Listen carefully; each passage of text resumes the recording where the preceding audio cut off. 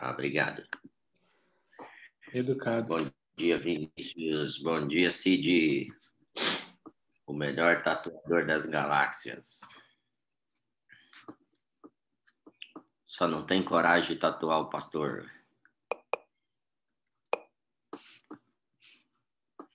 Bom dia. Bom dia, pastor. Bom Bora dia, tatuar. Bom dia, Gui. Fabi Fernandes. Colas Gourmet. Celeste, tudo bem com você? Newton. Elton. Bom Hoje, pessoal... dia. Bom dia, querida Ana. Bom te ouvir. Hoje o pessoal acordou um pouquinho mais tarde, hein, Isaías? Hoje a galera foi chegando mais em cima da hora, né? É o friozinho. Ó, o Rafa aí. É o friozinho. Ó o vinho aí. Amém, gente? Dei uma enroladinha aqui pra gente começar de 1 minuto. Hoje é um dia importantíssimo. Você concorda ou não? Que é um dia importante? Se a gente tratar esse dia como um dia comum, nada de importante vai acontecer. Já começa por aí. Então, eu já levanto pensando, hoje coisas importantes precisam ser resolvidas e começo a pensar nelas. E aí vou em direção a essas coisas que eu preciso resolver ou conquistar. Me lembrei hoje de manhã estava pensando em igrejas, né? De um momento que a gente passou nos Estados Unidos e num primeiro momento eu me sentia muito sozinho durante a semana, porque eu trabalhava aqui com muita gente em volta. Quando eu cheguei nos Estados Unidos, eu trabalhava num depósito de 7.000 metros quadrados e eu ficava sozinho lá dentro. E o bom é que não tinha nem aquecedor. Era uma loucura. Tinha dia que os dedos congelavam, eu ia lá fora para ficar no sol um pouquinho para esquentar as mãos, assim. Até aprender a usar aquecedor, né? Tinha aquecedor na mesa, tinha aquecedor debaixo da mesa, para poder ficar mais quentinho ali onde eu estava. E aí, até quero honrar, sim, a gente precisa honrar todas as pessoas que contribuem com a gente, né? Honrar o apóstolo Rina, não sei se vocês conhecem, que é o fundador do Bola de Neve, né? Hoje eu tô aqui com a caneca do Bola de Neve, falando de mais uma igreja que foi bênção na minha vida, porque nesse momento que eu estava sozinho, eu ouvia a rádio deles quase o dia todo. Estava no mundo lá dos americanos, tudo em inglês, e aquilo aquecia meu coração. Eu acabei, como a gente participa às vezes de programas, né, de televisão ou de rádio, eu acabei me envolvendo muito com eles lá. Foi uma experiência sensacional e me sustentou por alguns meses, até a gente estar engajado numa igreja lá nos Estados Unidos. Depois disso é aquela história que eu contei daquele pastor que tinha 3.000 membros numa cidade de 5.000 habitantes. E eu tinha ali a Bíblia, eu tinha minha fé, eu tinha tudo, mas me faltava pessoas. E falando em Bíblia, hoje eu quero falar de mais um conceito extremamente importante para a nossa fé e para o nosso avanço. A minha vontade é falar que é o mais importante. Não posso falar porque a gente tem a relação com o Espírito Santo, talvez seja o mais importante. Porque através do Espírito Santo você pode alcançar qualquer coisa. Mas o que o Espírito Santo estabeleceu é que ele te lembraria daquilo que você tivesse lido. Então, ele te lembra do conceito, dos princípios que você adquire. Então, no momento difícil, eu buscando o Espírito Santo, ele me lembra. Às vezes, eu nem buscando, ele fala comigo e ele traz conhecimento a respeito das coisas que eu sei. E eu queria que você vasculhasse dentro de você o quanto você tem sabido. Tem um fato que acontece, que é muito comum, do cristão vir com muita vontade, muita fé. Ele já compra uma Bíblia e ele já começa a consumir essa Bíblia. Depois de um tempo que a energia dá uma diminuída, ele volta ao normal e essa Bíblia fica aberta ali, às vezes até no Salmo 91, com as páginas amarelando, e a pessoa deixa de adquirir aquele conhecimento. E quando o Espírito Santo vem para lembrá-lo do que ele leu, do que ele tem de conhecimento, ele não é lembrado, porque ele não tem conteúdo. Então, nosso papo hoje envolve das principais práticas da vida de um cristão. se não a principal. E aí eu quero abrir em Colossenses 3,16. Gide, você me ajuda? A palavra de Cristo habite em vós abundantemente. Que a palavra, que o fundamento, habite em você abundantemente. Eu ministro isso na sua vida. Que as palavras, que a revelação da palavra de Cristo habite em você abundantemente. Não é só habite em você, não é só você conhecer a história de Jesus, não é só você saber alguns detalhes, personagens, mas que essa palavra habite, ou seja, ela faça morada dentro de você, que ela esteja dentro de você com liberdade, com esse ambiente que é a sua vida, que é o seu espírito, que é o seu conhecimento, seja o ambiente natural dela, o habitat dela. Consequentemente, ela vai trazer benefícios para você. E o texto continua. E em toda a sabedoria. Então, a palavra de Paulo aqui para a gente, ou para a igreja, que a palavra habite em você e toda a sabedoria que ela traz. Toda. Eu não fui feito, nenhum de nós foi criado para ter parte da sabedoria. Ah, mas é só para os líderes, só para os pastores. Não. O desejo é que todos nós tenhamos abundantemente a sabedoria por causa da habitação da palavra em nós, ensinando-vos e admoestando-vos uns aos outros. Ou seja, todo argumento que a gente deveria usar uns com os outros deveria estar baseado na palavra, na abundância da palavra em nós. Então, eu quero que você receba isso e fale para o Senhor nesse momento. Fala, eu recebo a abundância da tua palavra. Habita em mim a palavra. A palavra é vida. E eu diria que ela é a vida. Ela não é viva só, ela não traz vida. Ela é a vida. Ela é Jesus Cristo. Então, a palavra, o verbo, ele é uma pessoa. Que ele habite em você e que ele traga a abundância dessa sabedoria, né? Vocês já viram pessoas falando assim, eu não gosto de orar? Não é comum. Eu não gosto de cantar músicas, adorar, louvar? Também não é comum a gente ouvir isso. Mas normalmente a gente ouve as pessoas dizer o quê? Eu não gosto de ler. Esse é um risco tão grande, a gente programa nossa mente, a gente se conforma com isso, como formato das pessoas que não gostam de ler. E a leitura é algo que se aprende. E para a palavra habitar em mim e que a sabedoria abundante se manifeste em mim, eu preciso da leitura. Como é que está a sua leitura? Põe aí num papel e fala assim, eu tenho lido tantas horas por dia. Se essas horas vão para o singular, 1 hora por dia, você já está sofrendo uma grande ameaça. Uma grande ameaça de que você não tenha sabedoria, que você não alcance sabedoria, que na hora de você argumentar ou entender ou compartilhar ou receber algo de alguém, você receba algo superficial. E quando isso acontece, naturalmente eu posso ser enganado. Eu tive a sorte de ter bons mestres na minha vida. Então, eu já contei para vocês que aos 12 anos um tio me pega pela mão e é leitura bíblica todos os dias. E a gente tinha um encontro no sábado de manhã, que era a manhã inteira de estudo da Bíblia e entendimento da Bíblia. E durante a semana eu precisava ler para poder responder as perguntas que ele me dava. Depois disso, eu tive um mestre também que era um especialista no Velho Testamento. Então, ele lia o dia inteiro o Velho Testamento, todos os dias, e estava lendo. Então, era uma metralhadora de conhecimento do Velho Testamento. Então, contribuiu muito e me estimulava a entender e buscar mais, porque eu gostava de conversar sobre aquilo e eu precisava me preparar para conversar com ele, né? Quando eu conheci a Gra, eu já tinha 23 anos, de 22 para 23 anos, e naquele momento da minha vida eu tinha estabelecido um período fixo de leitura bíblica. Ontem eu e o Vitor conversávamos sobre isso, períodos fixos. Então, foram 5 anos que eu lia as escrituras, eu lia livros também, mas em geral, 70% do tempo era a Bíblia, das 11 da noite às 2 da manhã, todos os dias, com exceção, assim, ano novo, uma situação assim. Então, às vezes eu namorava na época, né, com a Gra, então a gente se encontrava e às 11 horas eu estava em casa para poder estudar. E isso foram 5 anos fazendo isso.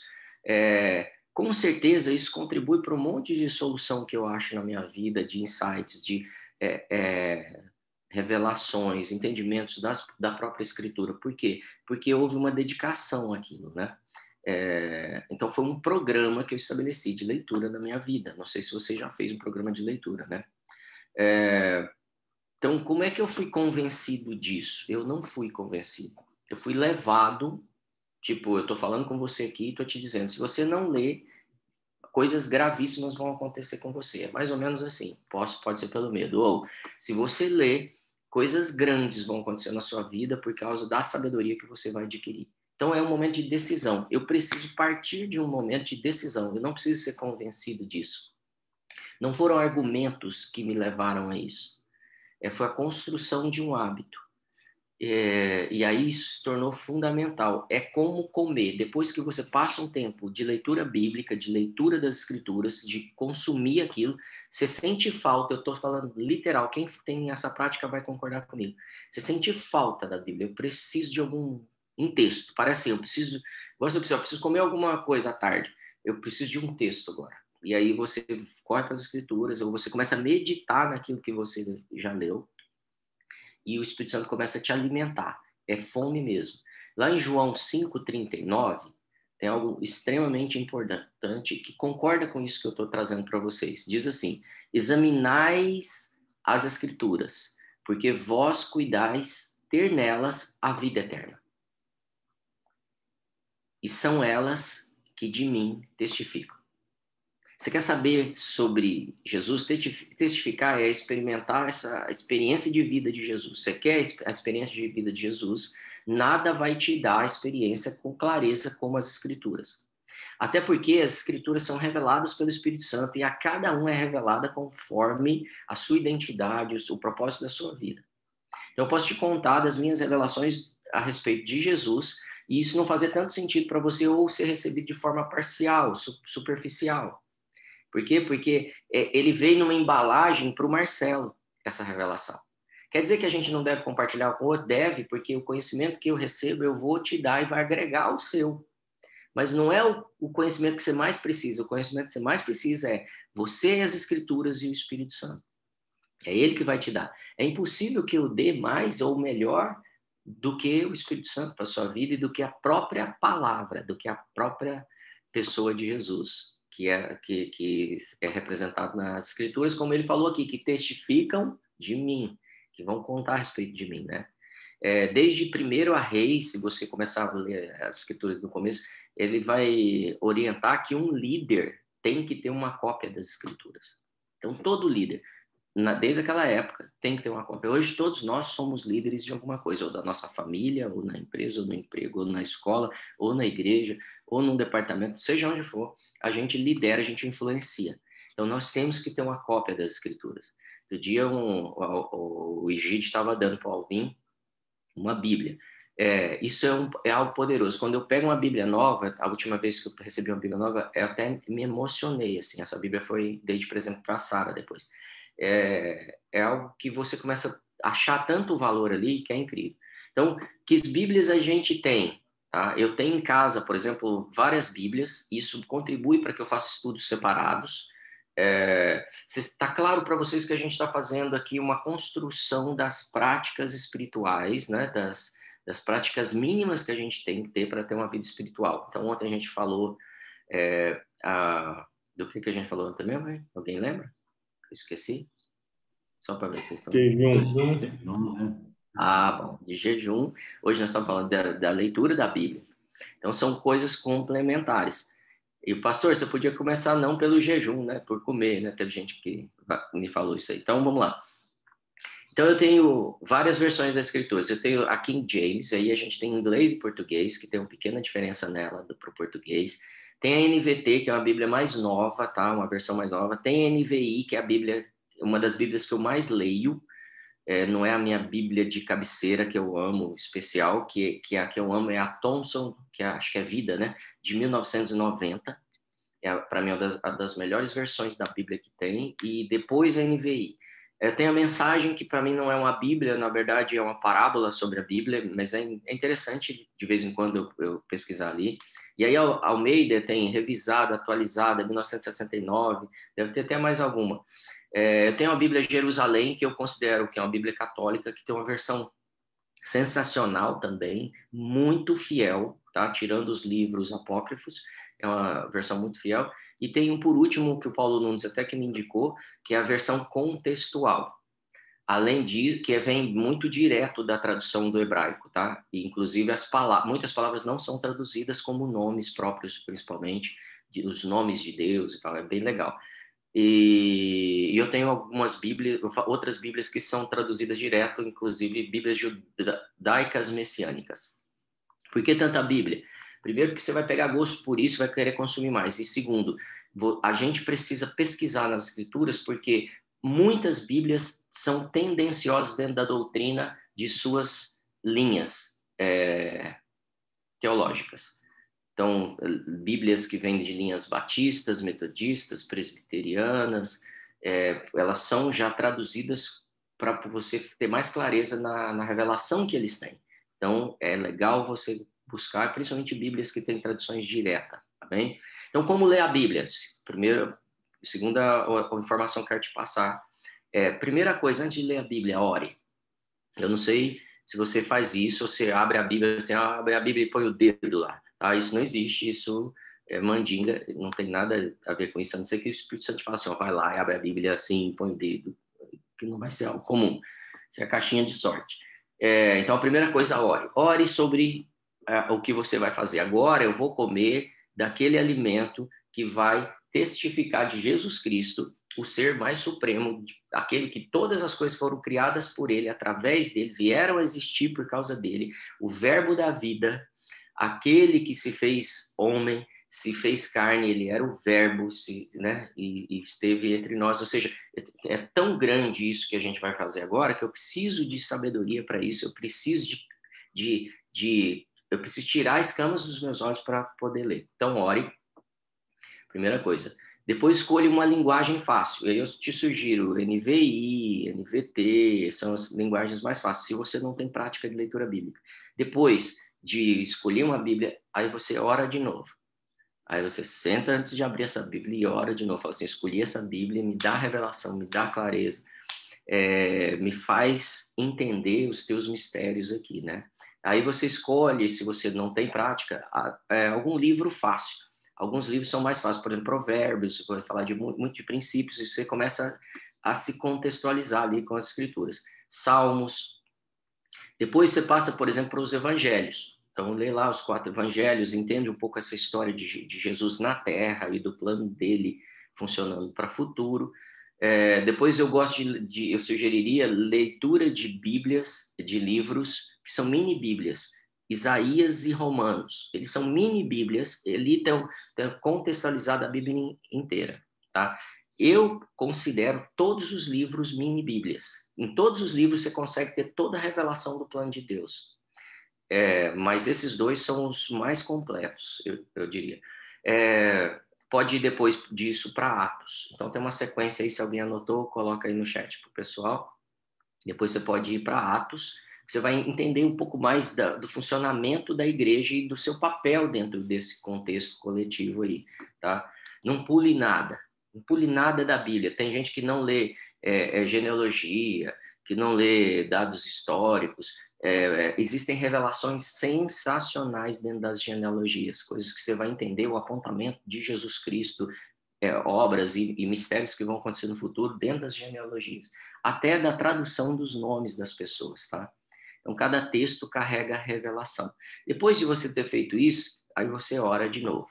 Então, você senta e fala, eu li isso, li esse texto, não leia versículos isolados, tá? Até você ter lido bastante da Bíblia. Porque os versículos isolados vão te levar a entender coisas que não estão escritas de forma...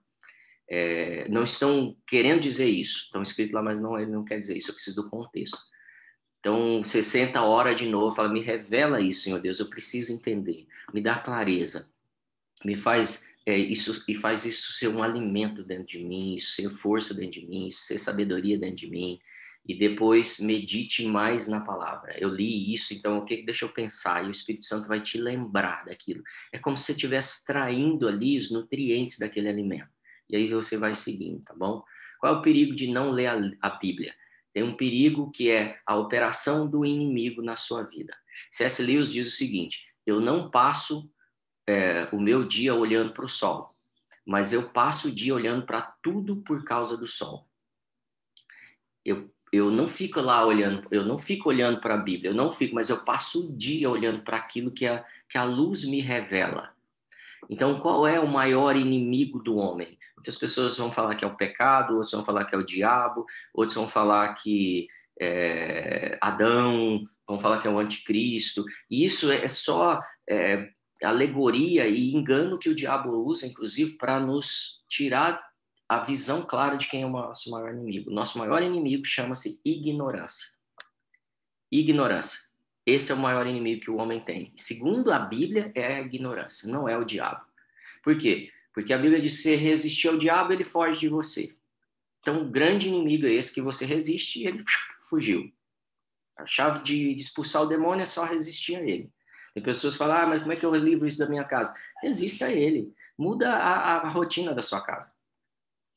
Outra coisa, ele foi destituído de toda a autoridade. Mateus 28, 18 diz que, chegando-se Jesus, falou-lhes, dizendo, foi-me dada toda a autoridade, todo o poder no céu e na terra.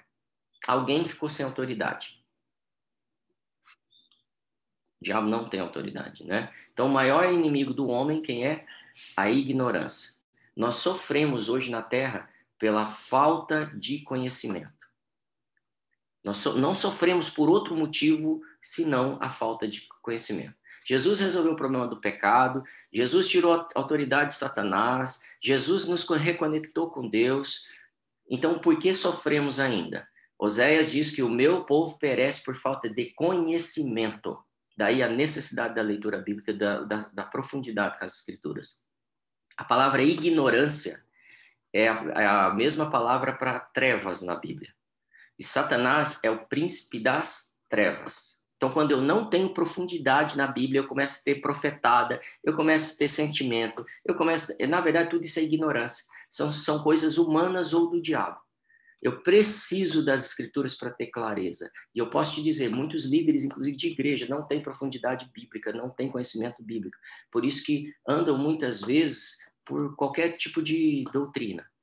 Então, o Satanás é o príncipe das trevas e ele traz o engano através da falta de conhecimento. Então, ele controla hoje líderes mundiais, e aí da política, do mercado, tudo, através da ignorância. Ele não precisa te levar para o pecado. Ele só basta te deixar ignorante. Você vai errar de alguma forma. Ele não precisa te matar, ele basta te manter ignorância, porque o povo é destruído por causa da ignorância, não é por causa do diabo. Jesus disse o seguinte, eu sou a luz do mundo. Enquanto eu estou no mundo, eu sou a luz do mundo, mas eu saio em vocês são a luz do mundo. Ou seja, ao contrário de trevas, ao contrário de falta de conhecimento, vocês são o conhecimento no mundo. Então eu preciso manifestar isso e eu preciso ter isso profundamente. Eu sou o conhecimento e a revelação de Jesus na terra hoje. Jesus, enquanto estava aqui, era ele. Olha o tamanho da responsabilidade que temos. Então eu não posso viver sem conhecimento. Satanás é o pai da mentira. Então, tudo que você vai ver é o contrário disso. Então, ele opera através do engano. O pai da mentira opera através do engano, a Bíblia vai dizer. Enganando aqueles que possam enganar, que não têm conhecimento. Então, o diabo simplesmente leva você a fazer coisas, tomar decisões, decidir casar, comprar, vender, ir para a igreja, fazer o que você quiser, assumir uma religião, começar uma religião nova, uma teoria, através do engano. E parece que é verdade. E o que acontece com as pessoas ignorantes? O que acontece com as pessoas ignorantes? Acontece o seguinte, elas vão cair um dia. Parece que elas estão livres, mas elas estão sempre presas. Porque a verdade é o que te liberta. Posso te garantir que 99% das pessoas no mundo hoje estão em trevas. Então, Oséias 4,6 diz, o meu povo foi destruído, ou é destruído, por falta de conhecimento. Porque tu rejeitas o conhecimento, também eu te rejeitarei. Então, o Espírito Santo não nos acessa quando nós rejeitamos o conhecimento. Esse negócio de só orar, de só ir na igreja, ele não te dá acesso ao conhecimento de Deus. Ele também nos rejeita nessa hora. Também eu te rejeitarei, para que não sejas sacerdote diante de mim, visto que te esquecestes da lei de Deus, do teu Deus, também eu me esquecerei dos teus filhos. Então, quando eu deixo a ignorância tomar conta de mim, as próximas gerações são afetadas com a ignorância. Quando eu decido andar pelo meu próprio conhecimento, ou pelo conhecimento humano, que é o que mais está tomando o mundo, que é o humanismo, quase tudo que eu ouço das pessoas sobre pandemia, sobre aglomeração, sobre negócios, sobre casamento, sobre relacionamento, sobre aceitar o pecado no nosso meio e tudo, isso está ligado ao humanismo, é uma preocupação humana, ela não é uma preocupação de libertação. Então pensem um pouco, meditem como a gente tem andado, inclusive na igreja, a respeito disso. É por isso que os homens não sabem o que são, eles perderam a identidade. Eu sei que o papo está longo aqui e eu estou falando muita coisa, tenta anotar, porque esse é um estudo aí de horas que às vezes a gente pratica, tá? Você sabe quem você é de verdade?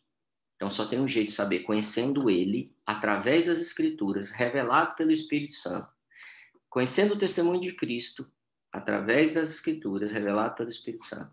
Assim eu conheço o Pai, porque ele me leva no Pai. Então tudo que você sabe hoje, ou você aprendeu através do conhecimento de Deus, ou você aprendeu pela escuridão, pelas trevas, pela ignorância. Aprender as coisas no escuro.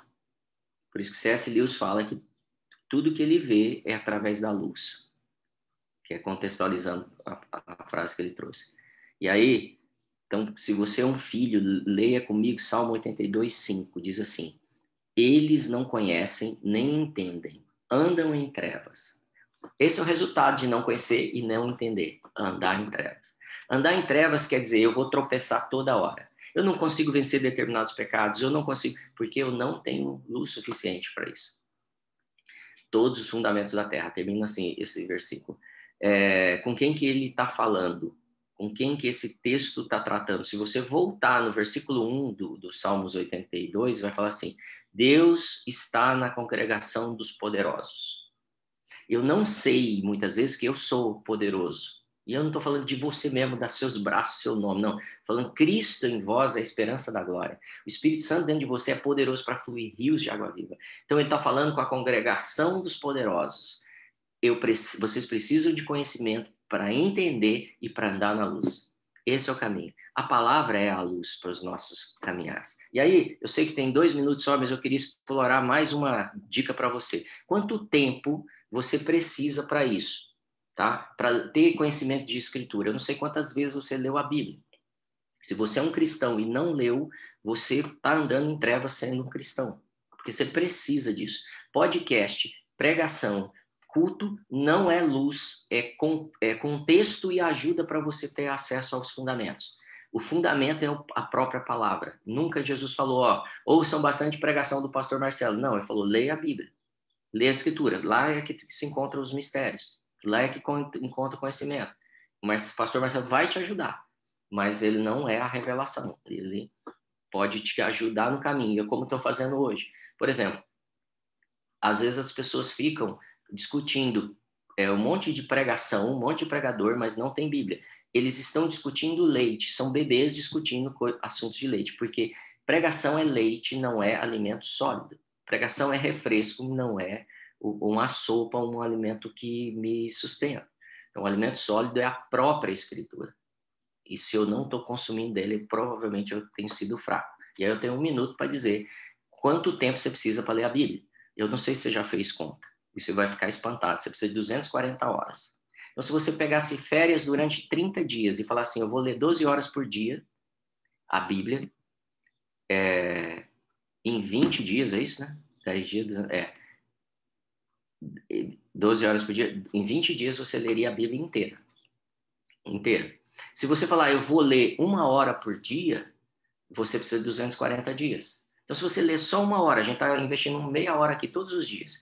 Se você investir 1 hora de leitura bíblica, você lê a Bíblia inteira em 1 ano. Eu vou te dizer que se você ler 4 versículos por dia, dá 3 ponto alguma coisa, 3,3 por dia, você lê a Bíblia inteira. Isso dão alguns minutos, tá? Muito menos de 1 hora. Então, lê 4 versículos por dia. Pastor, eu quero ler a Bíblia em sei lá, 30 dias, leia 8 horas por dia. 60 dias, você lê a Bíblia inteira. Leia 4 horas por dia. Separa. Só durante 60 dias, eu preciso ler a Bíblia rápido, eu preciso de conhecimento e revelação.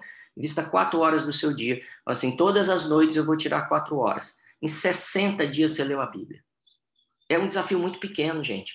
Às vezes a gente faz curso de pós-graduação, fica 1 ano e meio estudando sábado, domingo, faz trabalho durante a semana, e esse conhecimento é raso. Esse conhecimento vai contribuir com o meu conhecimento da Bíblia, mas ele não é a revelação de tudo. Por isso que eu pereço, porque eu vou fazendo curso, compro o curso, mas eu não leio a Bíblia. Você quer ler 2 horas por dia? Em 120 dias você leu a Bíblia inteira. 4 meses, estamos em maio, em 4 meses, junho, julho, agosto, setembro, você vai ter lido a Bíblia inteira. 2 horas por dia. Só isso. Pega um fim de semana, às vezes você rasga, lê um pouco mais. Então, estou te convidando a ser um poderoso, como a Bíblia te chama lá em Salmo 82. Deus está na congregação dos poderosos. Os poderosos são aqueles que não são enganados.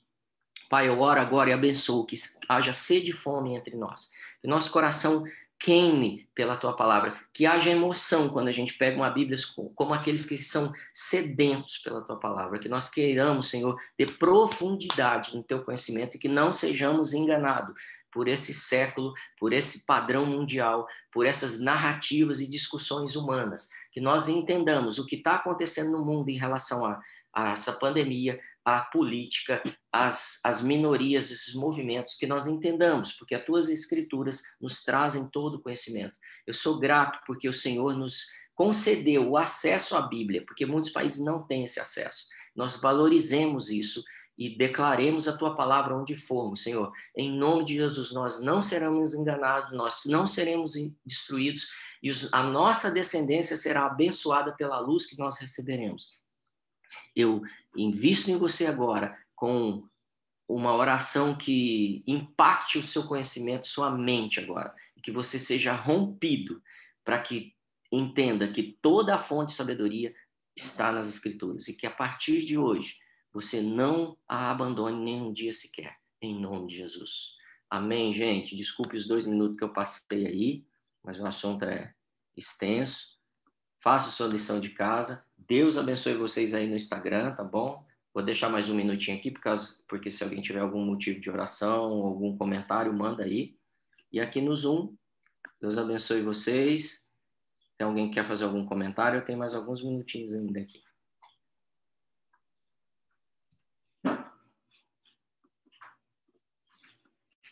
Algum pedido de oração, gente? O Marcelo, aqui no Zoom, não. O Said não está aqui, mas ele disse de lá, eu vou traduzir o que ele disse, tá bom? Um beijo a todos. Um beijo no coração de todos, não é? Amém, gente. Beijo a todos. Um beijo a todos. Vocês têm a hora que Marcelo está internado com Covid. Pai, nós